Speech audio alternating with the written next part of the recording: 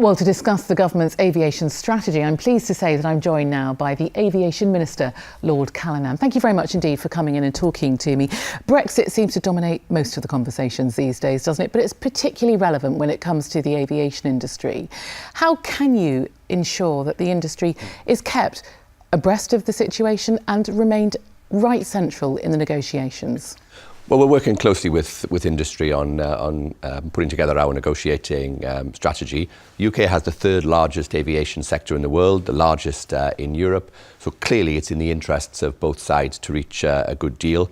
We're ready, willing and able to start the negotiations as soon as the Commission feels able, and it will be one of our top priorities to ensure a good deal on aviation. So it's a matter we're fully engaged on, and we're ready and willing to get going as soon as the Commission gives the go-ahead. How optimistic are you that the aviation industry will remain central to those negotiations?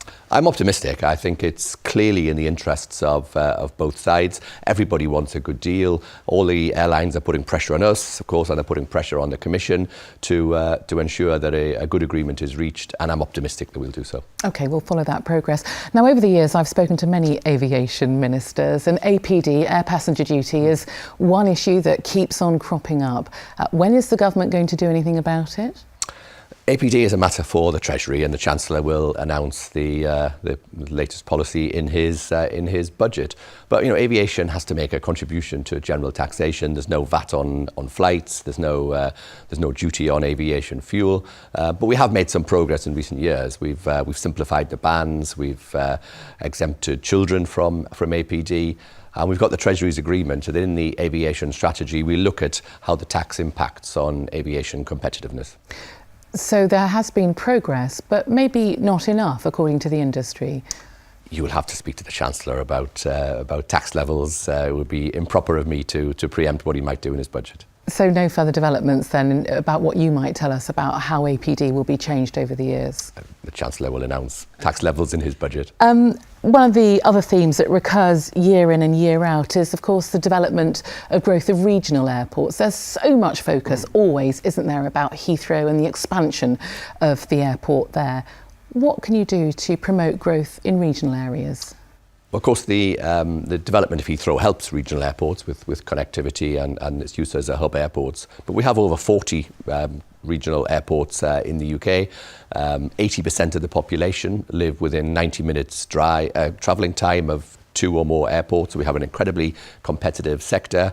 Many of those airports want to expand, want to increase their planning caps, and we'd be supportive of that, although it's a matter for the local planning authorities to determine. But we're totally sure that regional airports have an important role to play, and I'm personally committed to ensuring that they continue to expand their offerings to help in connecting the country with the rest of the world, which we need to do following Brexit.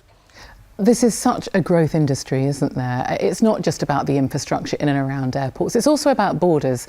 As a passenger, I personally am increasingly frustrated, and I know I'm one of many, with the border controls. Now, that is a service operated by the government. What more can you do to make that a smoother process? Well, of course, borders are the responsibility of the Home Office. And it's important that we keep our borders safe and secure. That's our top priority. But I recognise the frustrations that are caused by many people queuing at airports. We need to do all that we can to get queues down to an acceptable minimum. Technology has a role to play. We have over 240 e-gates now. Biometrics are increasingly coming into it, so we will use technological solutions to work closely with airports, with passengers, to make sure that we keep queuing down to a minimum, because, of course, I recognise how frustrating it is for the passenger experience. When you have a long-haul destination flight, you arrive at Heathrow and you're stuck in a queue for hours. It's bad. We need to do something about it, and we are looking at it. How high is that up your priority list? Well, as I said, it's a matter for the Home Office who lead on it, but it's important that we keep pressure on them to make sure the queues are kept to a minimum. Another repeating theme, and the last question for you today, is about sustainability. In a continually growing industry, what can you do to address noise pollution but also general emissions? Sustainability is a key factor that we need to keep working on. Noise and pollution are key issues for everybody that lives around an airport. It's important to recognise that a lot of the emissions problems, air quality problems around an airport are not actually caused by aviation. They're caused by ground transport, often which doesn't have anything to do with the operation of the airport. So we need to look at things as a whole, work with local authorities. Again, planes are becoming quieter and more efficient.